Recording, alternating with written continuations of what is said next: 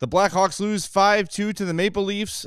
Teuvo Teräväinen picks up his 500th point, and Frank Pellico calls it a career. We'll talk about it all next on the CHGO Blackhawks Postgame Podcast.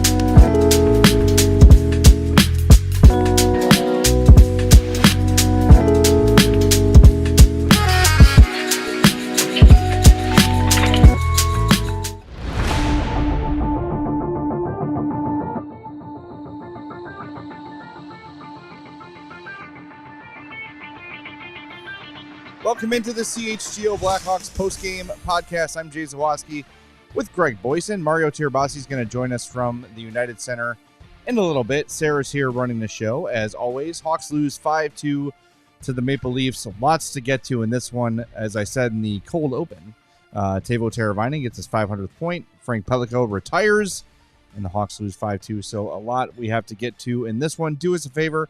Make sure you hit that like button for us on the YouTube page. Make sure you are also subscribed to said YouTube page. If you're listening on the podcast, follow, subscribe, like, leave us a review on Spotify or Apple Podcasts. We'd appreciate that. And, yeah, here we are again. Hey, another night, another loss where the worst players on the ice were the veterans. Yes.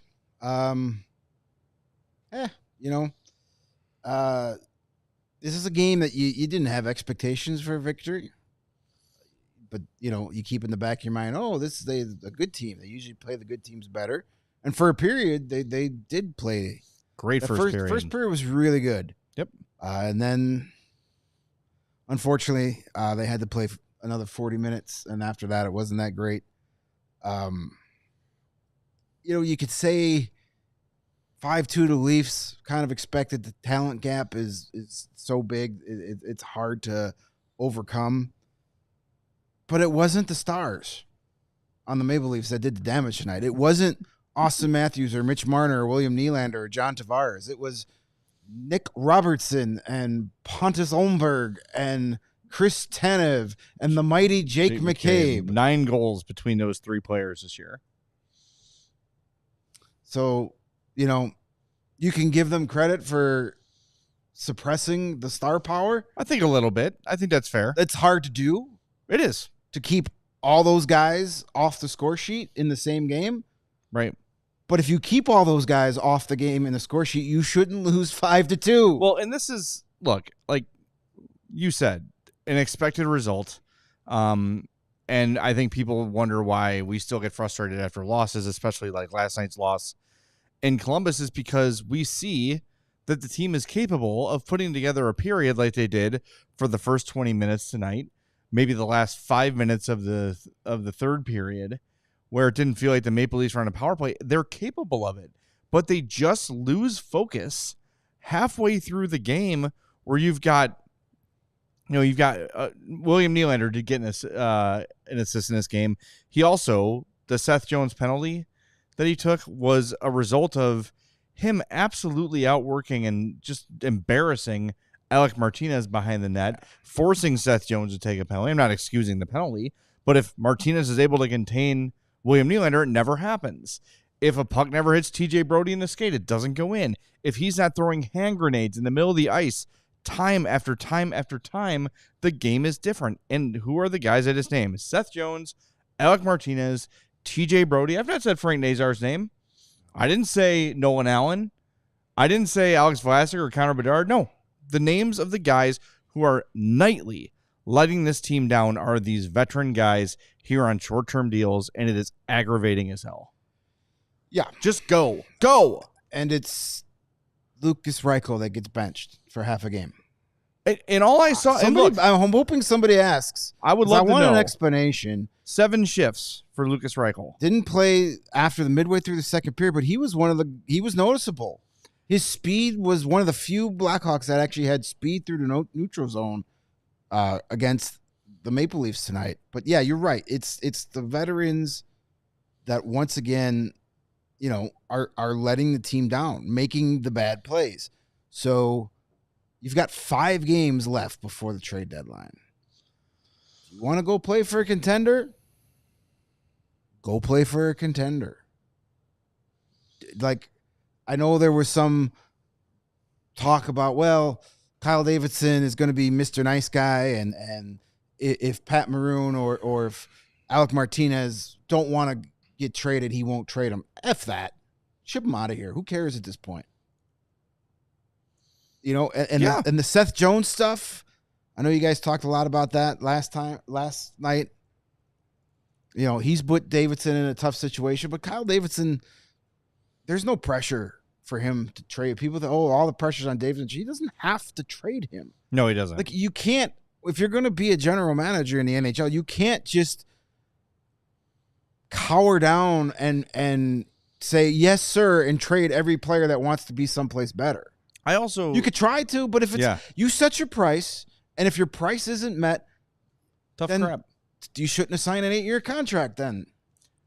Hey, you know what? And like we said last night, the option's on the table. If you want to terminate your deal and become a free agent after this year, go for it. Fine. Go for it. But you are under contract and you got to play here. And our buddy Windy City Hockey is more upset with Seth Jones than anyone I've seen so far. Last night he wanted to strip him of the C, and now I get it. I get the frustration. I get it. I don't think that Seth Jones was playing differently tonight than he's played all year. He struggled. They all struggled. All the veterans struggled. But yeah, like you said, if I'm Kyle Davidson, I'd be like, no, I know. I know you wanted to go to a contender before you went to the press and said so. I know. We've been talking to your agent. We know what your desire is. Don't think that you going out there is going to make me suddenly bend and give you up for less than I want to. I still have to build a hockey team here. Right. My job is to get the Blackhawks back to Stanley Cup contention with or without you. I'm not just going to give you away because boo-hoo, I want to go play in the playoffs. It doesn't work that way. I still need to get something back. And, and if you're not going to get what you desire, then you wait till the summer. And if you don't get what you desire in the summer, then you wait till you get what you desire. You don't have to trade him. And as you said, and if that doesn't make Jones happy, well, we could just walk away from this and go play for whoever you want. It won't come to that. Yeah, but of course not. Too much money to walk away from. The other thing, too, that and you kind of mentioned it, too, is this idea that, like, well, I'll go to Alec Martinez and ask if he wants to trade, and I'm kind of done with that. I think that you give those veterans you give them that courtesy if you see them giving you a maximum effort every night. I think it's fair to say that Pat Maroon does that most nights. He's out there with what he's got left, giving you what he's got when he's on the ice, doing the best he can at this point in his career. I'm not seeing that from Martinez, so I don't think I'm entertaining the veteran courtesy for him. If I'm getting a deal for him, I'm taking the better deal. Yeah, I absolutely. It again, as you said earlier, as we've talked about so many times, to where it's becoming second nature at this point. It's these veterans that have been the deterrent recently. You could deal with a young guy, a Landon Slaggert, making a mistake, or a Frank Nazar making a mistake, because you know that they've got learning, teaching moments, all that stuff. Yeah. You get better through your mistakes. But when it's a guy that's got, 500, 800, 1,000 games under his belt, that's just either a bad hockey player or a guy that just, whatever. Well, that's how it feels. The check's coming tomorrow. I'm good. And I said this last night, so I don't want to repeat myself over and over again, but it was pretty much the same game.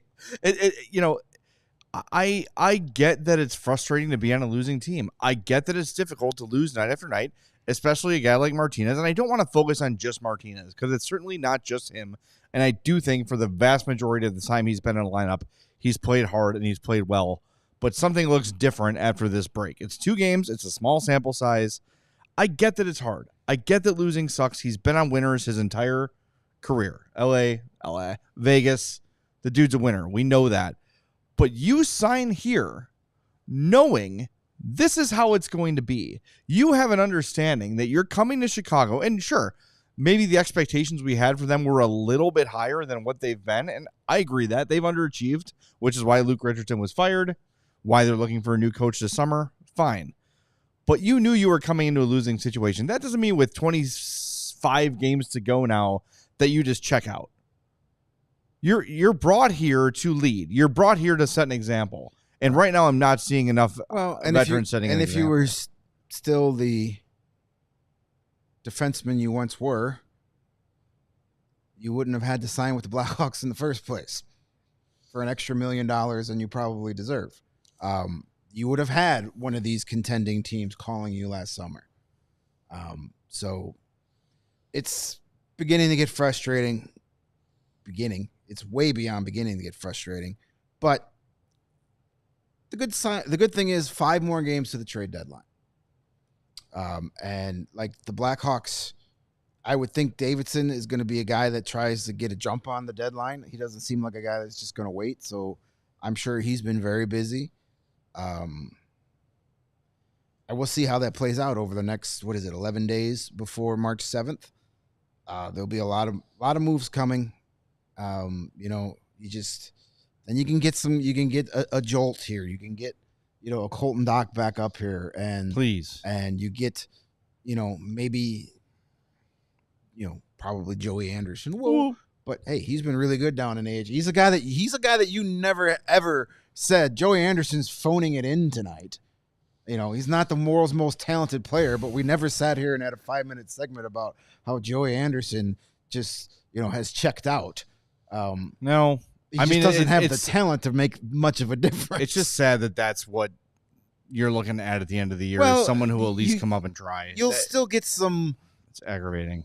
You got to also remember those last couple weeks of the season. Maybe you get, an Oliver Moore come up here for a couple games like Nazar did 2 years ago, or you get, Aiden Thompson. I know some of these guys aren't, marquee names, but they're young guys that are going to be hungry and know that they, are trying to play for their future here. Get those guys in the lineup. It will feel different than, there's Craig Smith loafing it up and down the ice again. Yeah. Yeah. And I think he's not really been an issue either. I think he's given you what he's got too. But it's just, I don't know. It would just feel so much. I can take a 5-2 loss if you're seeing a bad read from Frank Nazar, or, Nolan Allen was in the wrong spot, read the play wrong, and now it's a learning experience. But it's just, the way it's happening is really, really aggravating. I know we are very close to the break zone, but we want to tell you about the 4-star nominees for this game. The 3 stars of the game: Tyler Bertuzzi had a pair of assists for the Hawks. Jake McCabe, old friend, had a solid game for the Leafs. He had a goal and an assist. He was +3, 21:49 of ice time. And your number 1 star was Nicholas Robertson, 2 goals, 13:05 of ice time, 5 shots, 8 shot attempts. Really solid game for him. So our nominees today: Philipp Kurashev, who scored a goal; Frank Nazar, who had a really nice assist and was probably the best Hawk on the ice; and Teuvo Teräväinen, who scored his 500th NHL point in the loss today. So those are all nominees for the 4-star. Get your votes in, and we'll reveal the winner at the end of the show. Sarah, we got to hit the break zone here. All right, we'll do that. Come back with your super chats and a couple other comments we definitely want to hit. Coming up next on the CHGO Blackhawks Postgame Show. And friends, light beer just got better. Introducing Sam Adams American Light. It's clean, it's crisp, it's super easy to drink. Oh, that sounds more refreshing than the last one. No gimmicks, no fluff. Sometimes after a tough Hawks loss, you're trying to fall asleep and shake off the frustration. Sit back a nice Sam Adams American Light, and you'll feel better.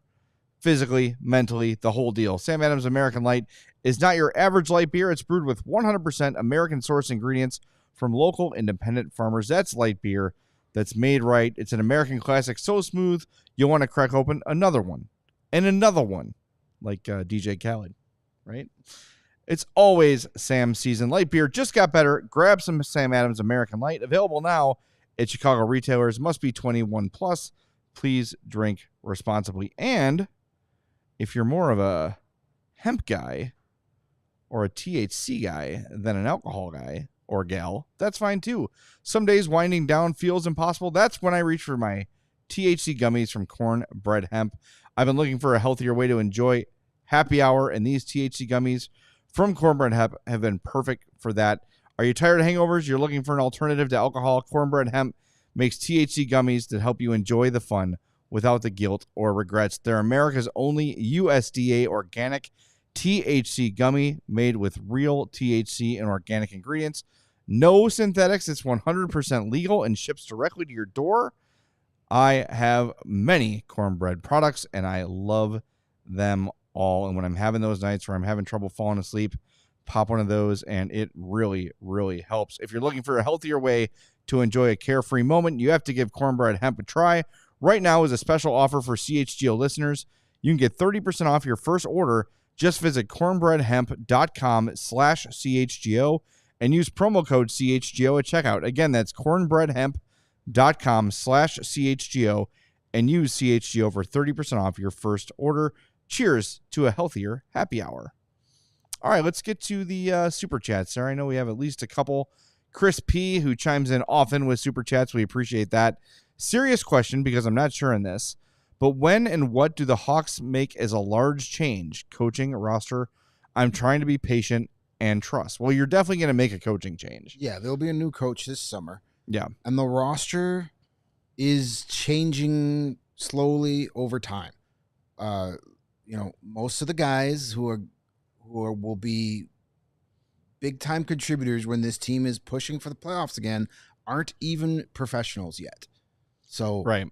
That's going to be – now, this summer will be interesting because with the salary cap going up and maybe Seth Jones's deal is still part of the cap or not that even if it is, it's still not a deterrent. Is this the summer Kyle Davidson says, okay, I have to do something? Yeah, he has to. If Rantanen's available, if Mitch Marner's available, do you just open up the Brinks truck, dump it out on their driveway and say, please come to Chicago? You got to try at least. There's plenty of other good free agents out there if you want to take that next tier. Do you go get a Nikolai Ehlers? I'm sure. Brock Besser would be a really nice. I mean, like a Marner and a Besser together next summer. Yes, this team is looking really good next year. I just really, it's time for premier free agent. You've got to get somebody, a real first line elite player to play with Connor Bedard. We cannot keep doing Landon Slaggert and Ryan Donato. Good little try-hard fourth-line guys. Exactly. Give me an effing break with this shit already, all right? Yeah. Go get Connor Bedard, Mitch Marner to play with. Well, it's funny. We were talking about this the other day, and it's like, man, look how good Donato's looked lately when he's on the line with Bedard. Man, look how good Tyler Bertuzzi's been playing lately on the line with Bedard. And look, I think Bedard had a subpar game. I know a lot of people talking about that in the chat. We'll get to that as well. No shot attempts until the net was empty in the third period, which is simply not good enough. He'll be the first guy to tell you that. But my God, get the kid some help. And maybe, just maybe, before the season ends, we've got 25 games left to try it. Teuvo, Bertuzzi, and Bedard. It hasn't happened all year. Well, now that Teuvo's got 500, I think he qualifies to play. Oh, that's what you have to do? Well, they have too many points. He has too many points to play with Connor Bedard. You could only have less than 150 career NHL points to play with Connor Bedard. Oh, well. Those are the rules. Crap. Well, that was the small print on the lottery ticket when we won. There goes Rantanen and Marner. It's going to be a whole career of just Philipp Kurashev and great. All right, and our Windy City Hockey with $5 says, I've been one to defend Jones in the past, but his comments made me done with him. This deadline can't come soon enough. I want a lot of youth now. I'm with you, buddy, for myself and for the team. But it's coming. We got to remind people, and I know it's frustrating after this loss, but Nazar's here playing very well. Slaggert is here, probably not a top line guy, but filling a role and doing it admirably. Yeah. Nolan Allen played tonight and has played 75% of the season. Ethan Del Mastro's here, has looked good. Alex Vlasic still looks good. Louis Crevier's looked better than we thought. You've still got Oliver Moore. You've still got Artem Levshinov, who is, well, he's going to be suspended maybe, but he got thrown out of tonight's game. But he's been on a scoring streak. Yeah. Colton Dach, as you mentioned. Samuel Savoie is a guy who's going to get NHL time. Like Aiden Thompson. Nick Lardis scored his 300th hat trick of the season tonight. Yeah. Like there's so many people coming up. A really good year. Yeah. He had a two-goal game. Merrick Vanacker, Nick Lardis' teammate, he's been really good this year. Even a guy like Jack Pridham scored his 20th goal. Yep. We haven't mentioned Aiden Thompson yet. And he didn't even start in the OHL this year. He didn't come till mid-November. So your guy John Mustard had a goal last night. So, there's a lot of help coming, but I don't know if any of those guys are, you've got some depth coming, some speed coming. They're all fast. We didn't even talk about Roman Kanserov having another good season. He's got one more year after this in KHL, and then Ilya Safonov reports out of Russia. He wants to come here, and that's a 6'4" two-way center. That's going to help a lot if he comes here. So things are coming. I know we've been patient, and it seems like we've been patient for 2 decades, and it's frustrating. But you're starting to see the remnants of what is going to be here.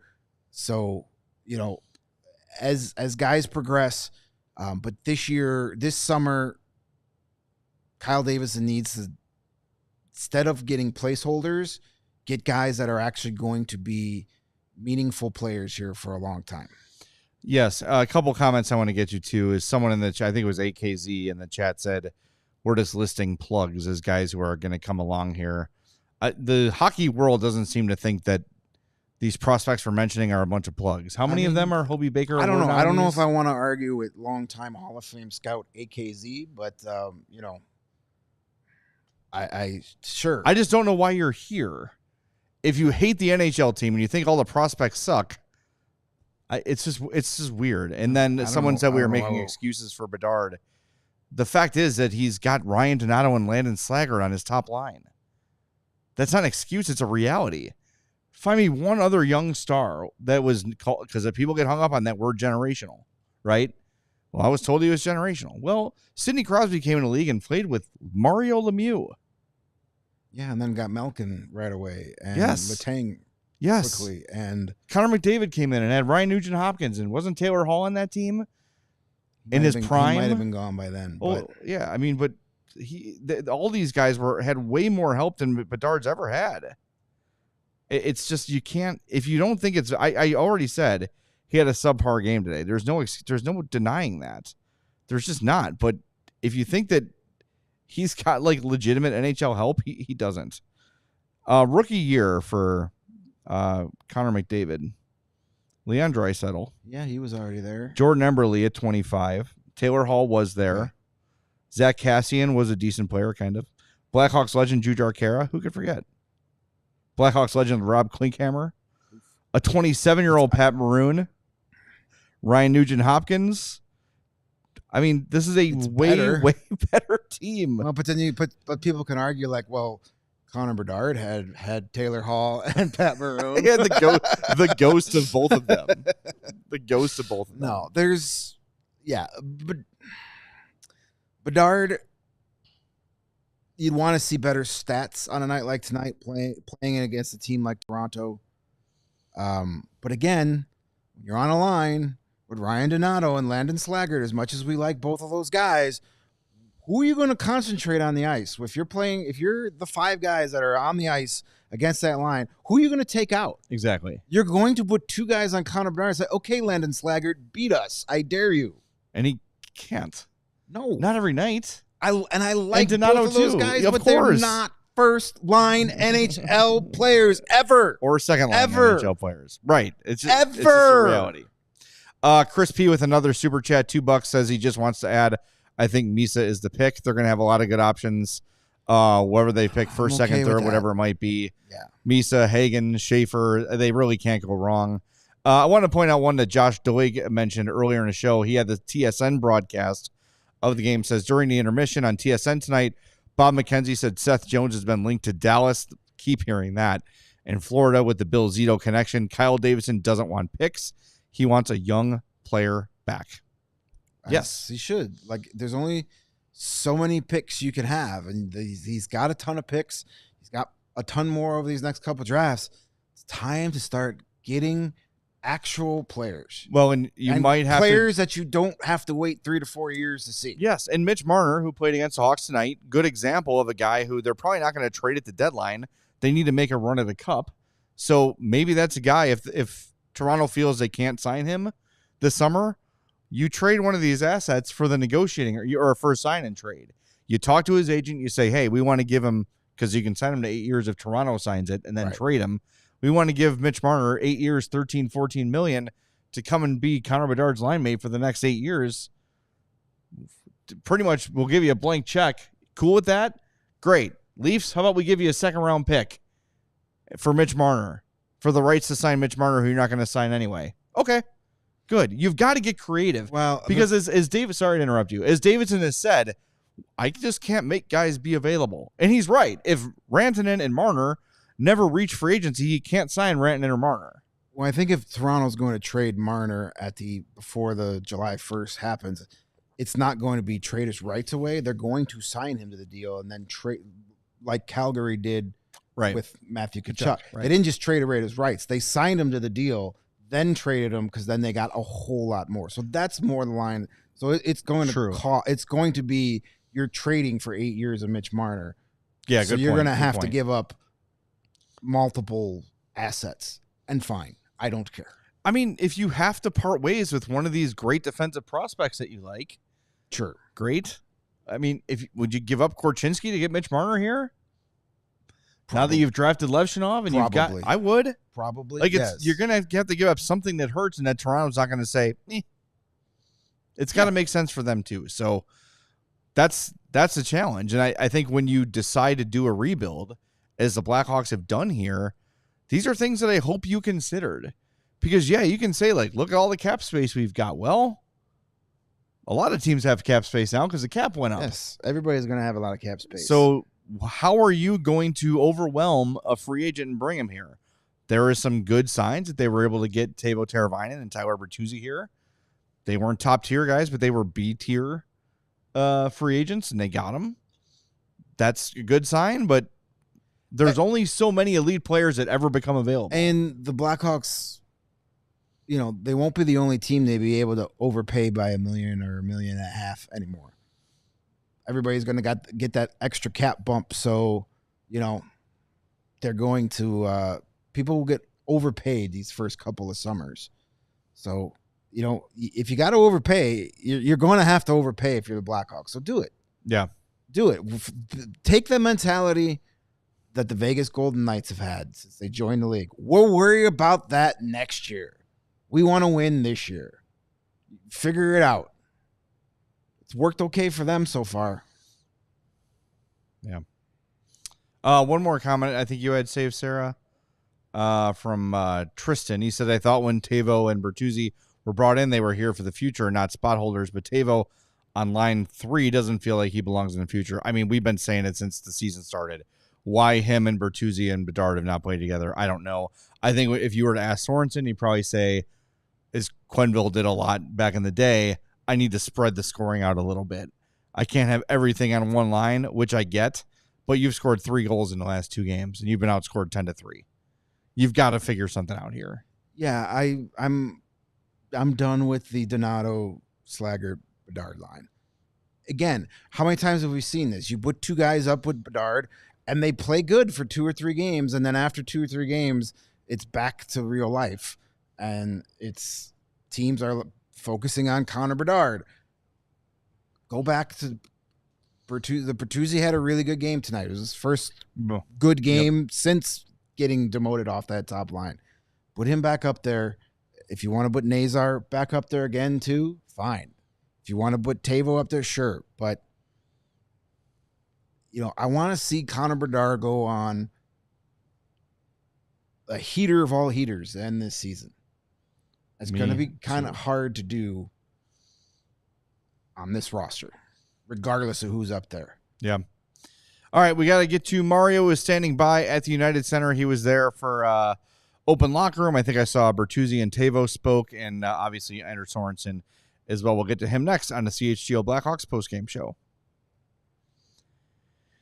And are you ready to optimize your nutrition this year? Factor has chef-made gourmet meals that make eating, well, easy.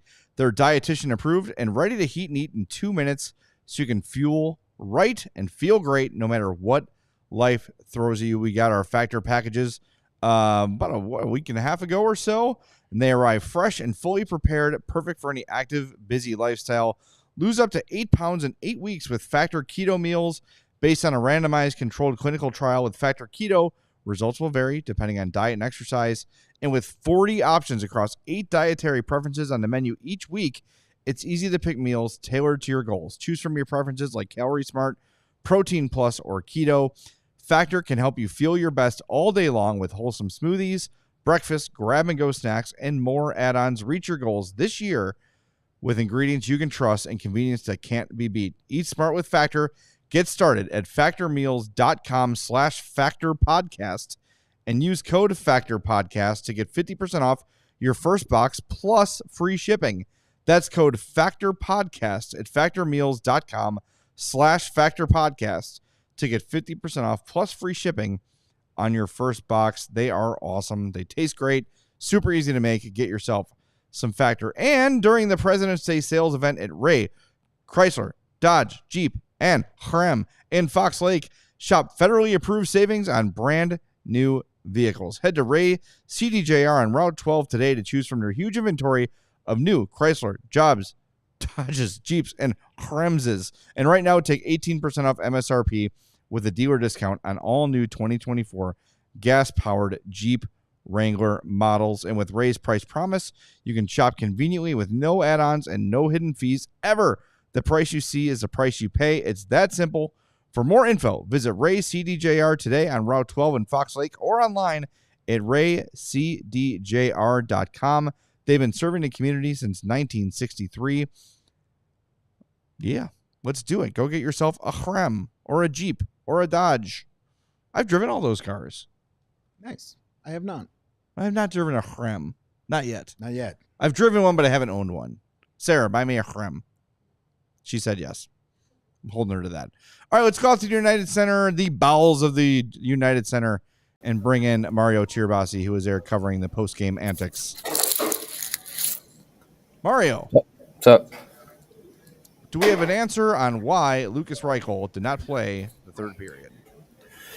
Anders Sorensen, as you guys know, is a man of many words. Just will not stop talking. Just doesn't shut up. His explanation of why Lukas Reichel didn't play the second half of the game was, I didn't like his game. Oh, okay. So he must have liked TJ Brody's game because TJ Brody played a lot. You know, TJ Brody played 14 minutes. Yeah, he didn't miss a shift. So crazy. There was no follow-up after that? There was just... The follow-up was any specifics, and he said, I'll talk to him about it. Okay. That was it. Cool. I can't wait till we get a real coach here in Chicago. It's just aggravating. And again, like we've been saying all along, it's one thing to lose a game. It's another thing when there's different consequences for young players, and I hate that.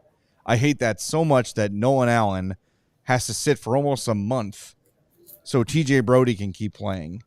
And then, oh, you know what? Time to get Nolan Allen in there. Sit down, Ethan Del Mastro. We got to keep TJ Brody in the lineup. And then Lukas Reichel has somehow in 9 shifts, in 7 minutes, 35 seconds, played himself out of the lineup despite having a shot on goal, another shot attempt, and a hit. Nah. Lukas Reichel, he's the problem. Okay, cool. I don't know. I mean, we don't get a ton of details.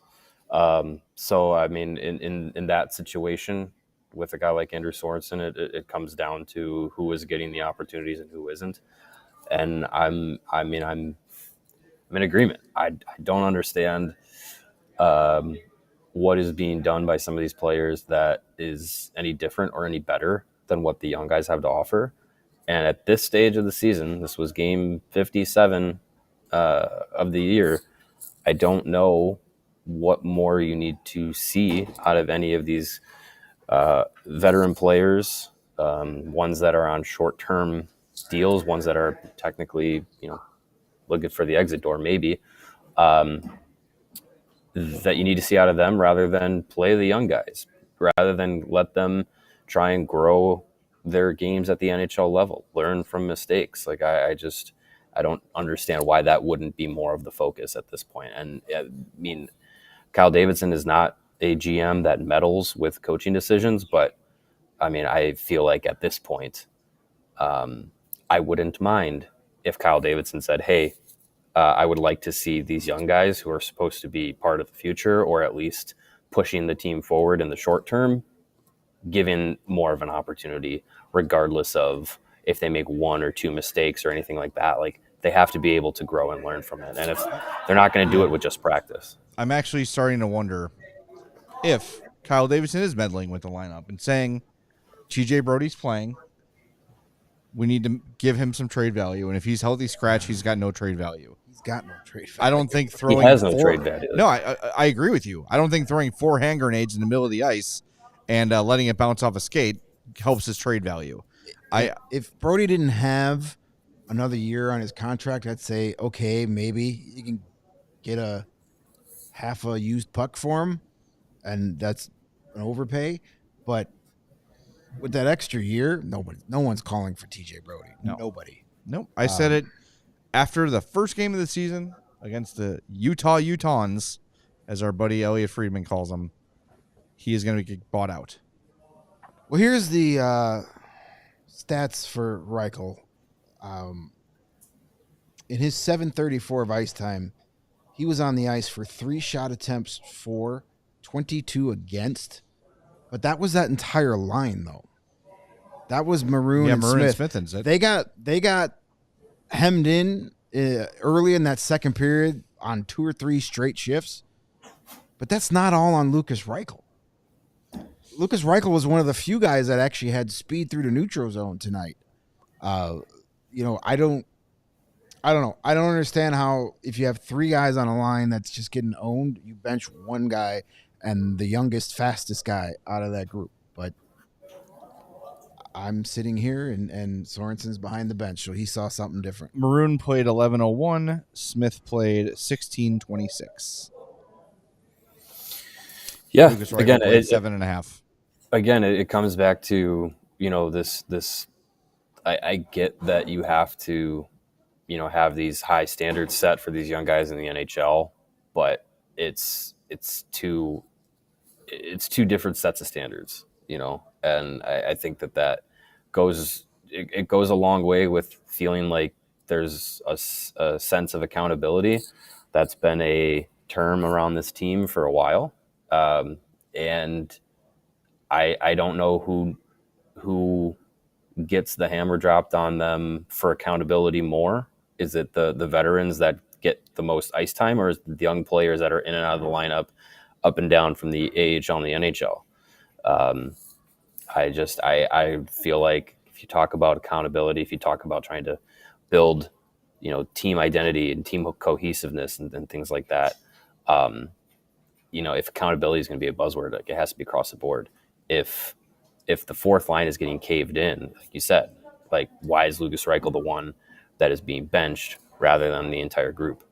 I don't get it. Look, I'll say this too. If there was a egregious violation by Lucas Reichel that we missed, which is possible, sure, of course, say so. And I'm not saying you have to bus toss the guy, but you say, you know what, there was a moment in the period where he made a decision that really put the team in a bad situation, and there needs to be a consequence for that. Young players need to have consequences for that.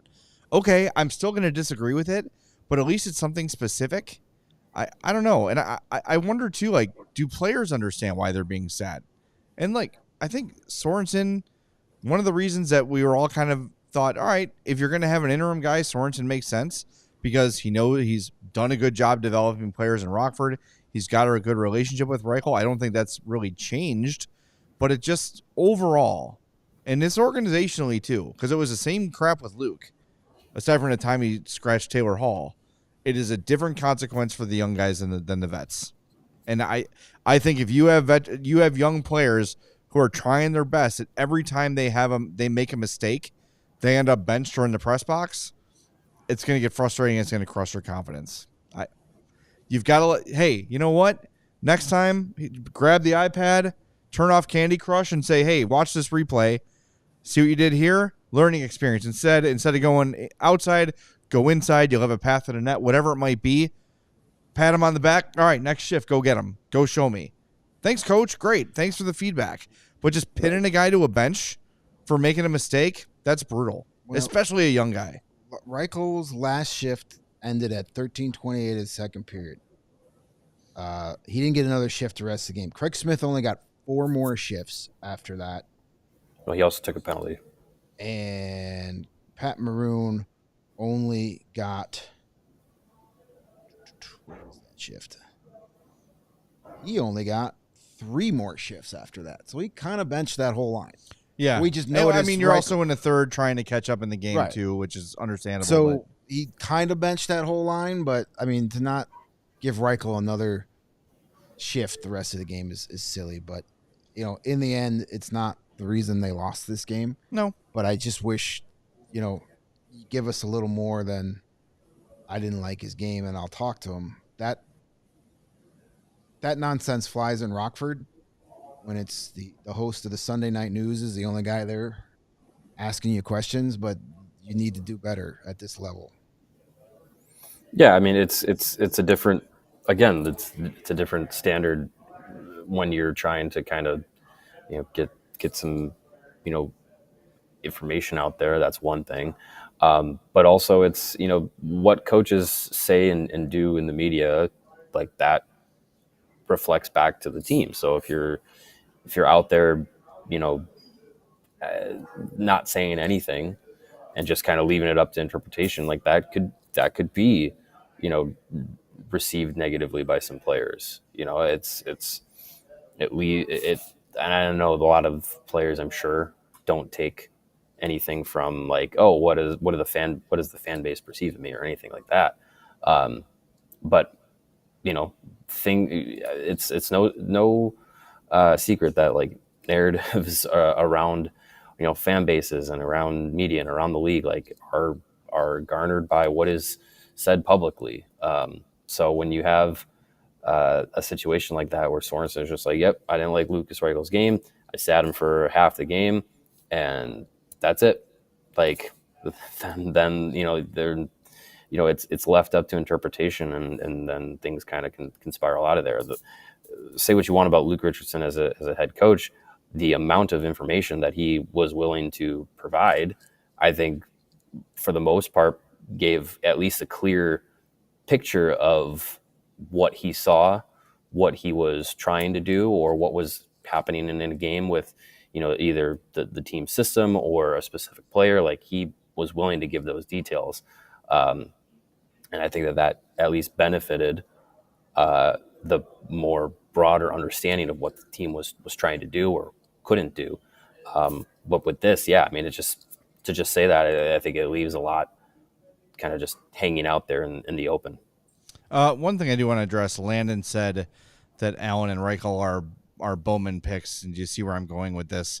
Landon Slaggert is also a Bowman pick, so that's not the case. I don't think that Kyle Davidson or anyone is saying that none of these, I want all these Stan Bowman guys out of here. If guys can play, they're going to play. So is Ethan Del Mastro. Right. Yeah. Like if guys can play, they're going to play. So I'm starting to get a little concerned. And these are the types of things that happen when you have an interim head coach for as long as Sorensen's been the interim head coach. We were all there Friday's practice when he pretty much stopped practice and got the guys around the board and let them have it. Was obviously upset. Mm-hmm. Said the execution was sloppy. And it was. That carried over to yesterday's game, and we saw more of that after the first period tonight. So these things are concerning where, you know, some of these players, you're getting close to the trade deadline. I'm counting the days until I'm playing real hockey again. Or you get guys who are like, he's not going to be our coach after this season's over, whatever. Let's just do what we want to do. It's a little concerning.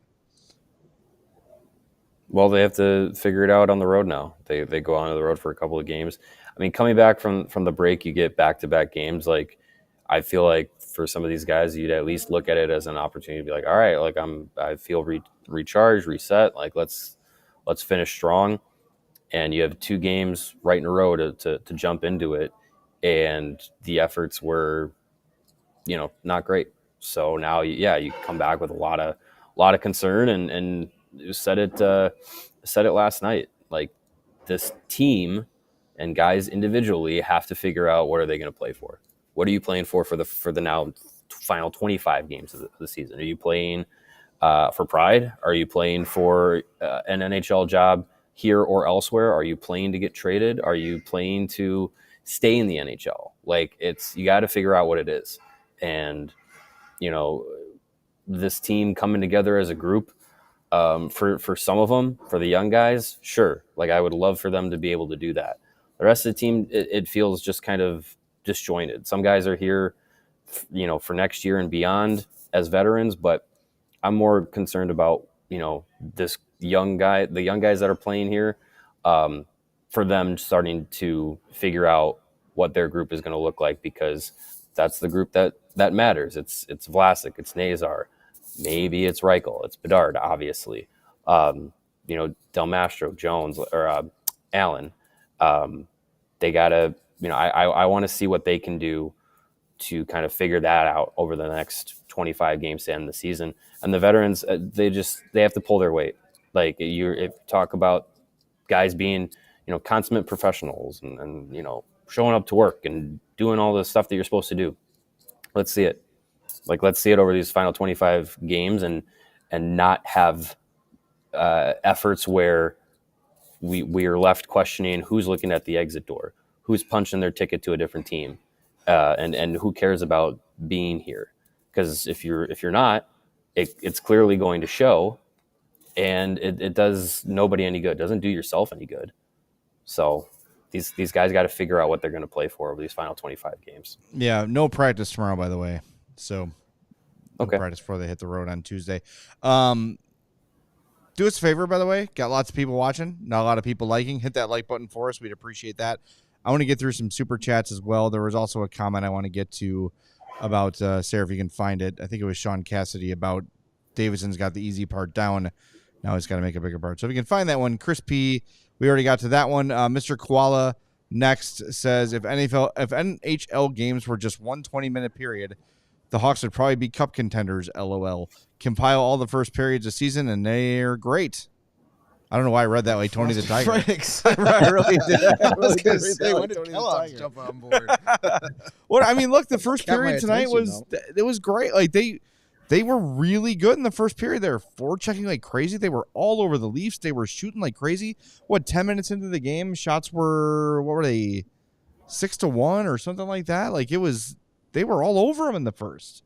And then long change. Then they're just getting drilled in the second period, like a 20-minute power play. Then the Maple Leafs came out for the second period. We're like, all right, business trip. Let's get these 2 points and get the hell out of here. Can't stop the great Nicholas Robertson and Chris Tanev. You can only hope to contain them. Yeah, I mean, it's second periods have been it's been a trouble spot for this team all season. And, talked about it after the game. Teuvo had really no answer. Tyler Bertuzzi didn't have an answer for it. I don't know why it's always in the second period, or seems it's always in the second period, but I feel like for the most part, especially tonight, it's evident that it just kind of comes down to talent. Like, the Blackhawks got out to a fast start, had a good first period, got the first goal of the game.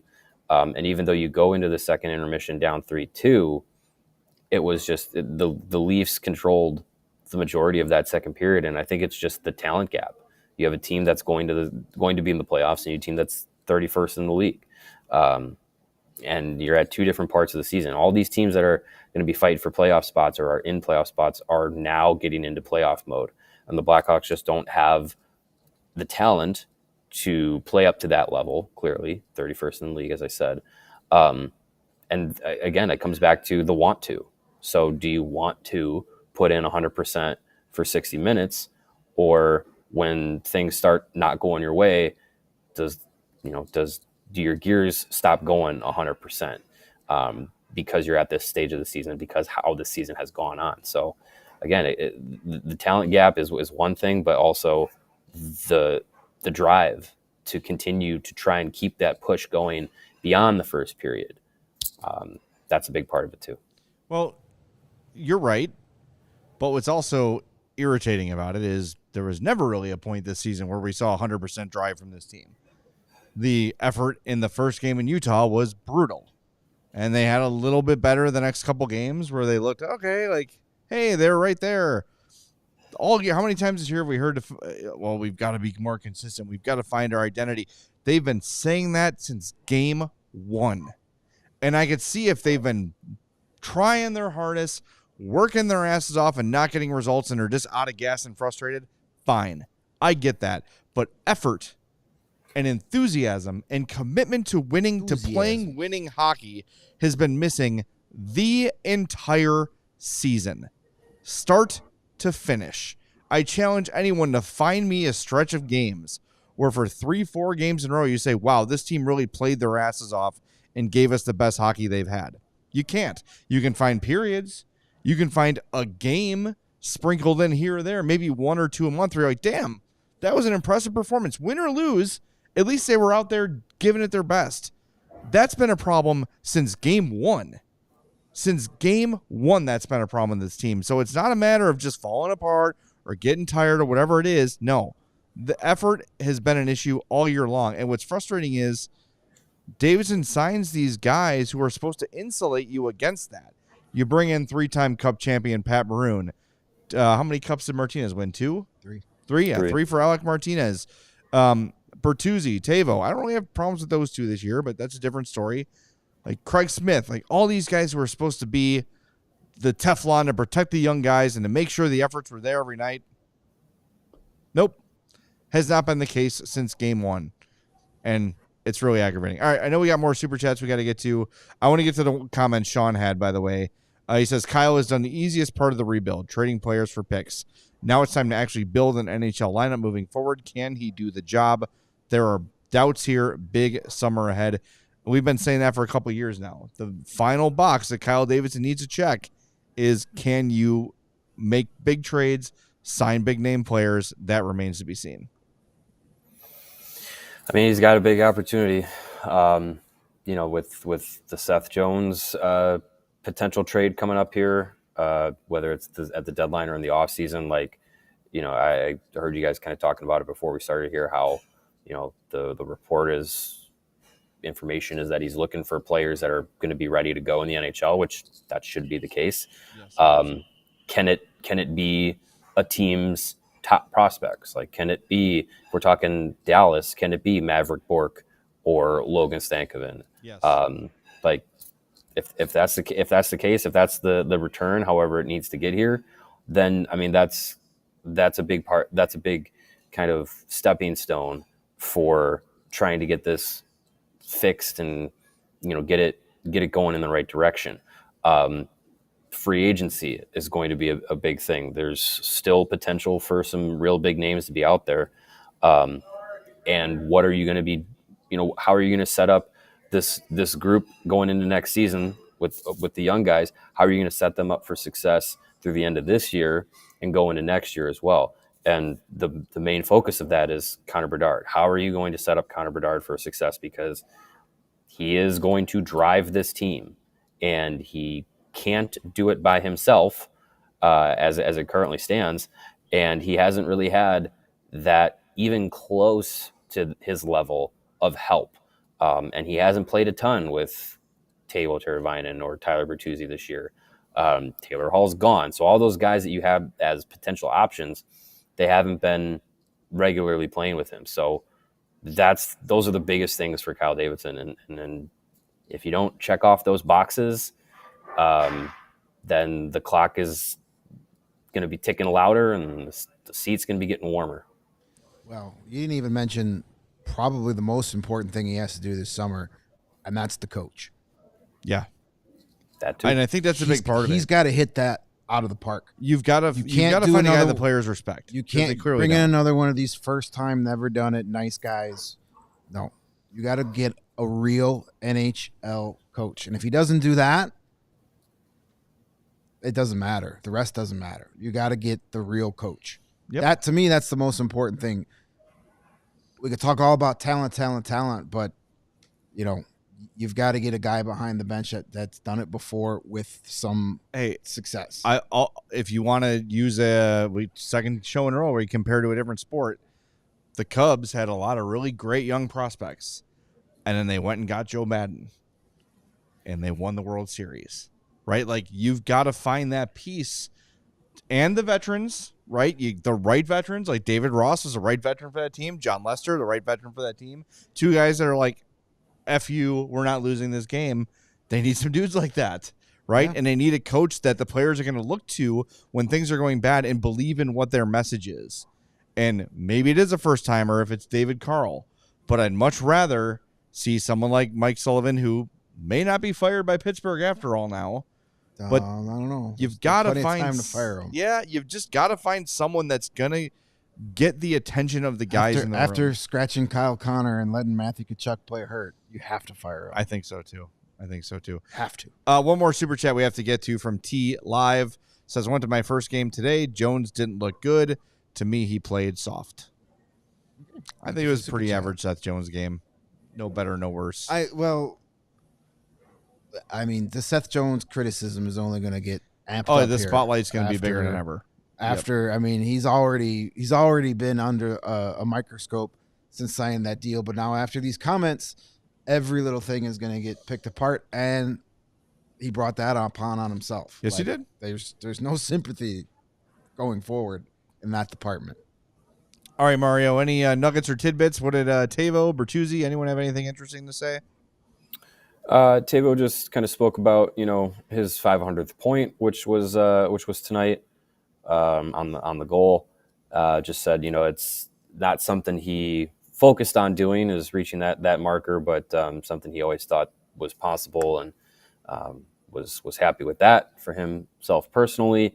That was about it. And then, Andrew Sorensen started his media availability, just kind of shouting out Frank Pellico for his 33 years as being the organist for the Chicago Blackhawks. Tonight was his last game doing that, and awesome tributes, and really cool having Frank be able to go out and basically do the entire game. And he played during the intermissions. Like, it was great for him to get that recognition, and wish him all the best in his retirement for sure. 33 firm years, right? Yeah, sure. It was cool. We heard on the broadcast driving here, we were listening to second intermission. You could hear that Frank was playing My Way on the organ for the second intermission, and he was leaning into his performance today. He was really performing and going out in style. And for tomorrow morning, my Blackhawks Beat newsletter will be published. It is about Frank Pellico. Mario and I have a 2:30 show tomorrow. I'm sure that will be a big part of it as well. I think we're doing a mailbag, right? That's the plan. It is Monday. Mailbag Monday coming too, so that's at 2:30. If you want to read that Blackhawks Beat newsletter that comes out tomorrow, become a diehard at allchgo.com. Sarah, sale still on? Yes. $48 for the year to become a diehard. That's $4 a month. That is a cup of crappy coffee. Not even a cup of coffee anymore. A cup of crappy coffee or a side of beans at Chipotle a month for a diehard membership. One egg. one damn egg at allchgo.com. Become a diehard. You get a free shirt or hat upon sign up. We've got a whole new line of St. Patrick's Day themed shirts. I'm going to be rocking mine tomorrow to get myself in the mood for March, because kind of a Marchy week coming ahead weather-wise. So we'd love to have you as a member at allchgo.com. Sarah just put the link in the chat. Very easy to find. allchgo.com/join is the way to do it. You're also going to save 20% off on all of our merch and events and takeovers and watch parties and all that jazz. So it's a great deal, especially at the low price of $48 for the year. All right, I think that's going to do it. We'll be back tomorrow at 2:30. Mailbag Monday. We'll send out a tweet in the morning and just respond to that tweet. Or if you're a diehard, go into our Discord and leave a message in the diehard. No, Jay, we didn't Discord do channel. our 4th star. Oh, yeah, we got to do 4 stars. 2 literally nights just in a row. We remembered. blew that. I blew that. My fault. The 4th star of the game is voted by you, the Blackhawks fans, is the very handsome Frank Nazar. Good old number 91. Just stiff-arming Max I voted Domi for Frank. and setting up Philipp Kurashev on the doorstep for a tap-in goal. Nazar was really good tonight. By the way, one more thing I want to point out. Connor Bedard finished this game 50% in faceoffs, which is good. 50% is what you're looking for. This is the 4th consecutive game Connor Bedard has finished at exactly 50%. 4 games in a row, exactly 50%. The game before that, the overtime loss to Edmonton, he was 61.5%. The game before that, the loss at Florida, 63.6%. The loss to Carolina, he was 42.9%. But then the win over Tampa, 83.3%. So 1, 2, 3, 4, 5, 6 of his last 7 games, he's been 50% or better from the dot. So good improvement, worth pointing out. He's been working hard at it, and he's getting results. We'll see if it lasts. All right, we'll talk to everybody tomorrow at 2:30 on the CHGO Blackhawks podcast. We all silly like the mayor.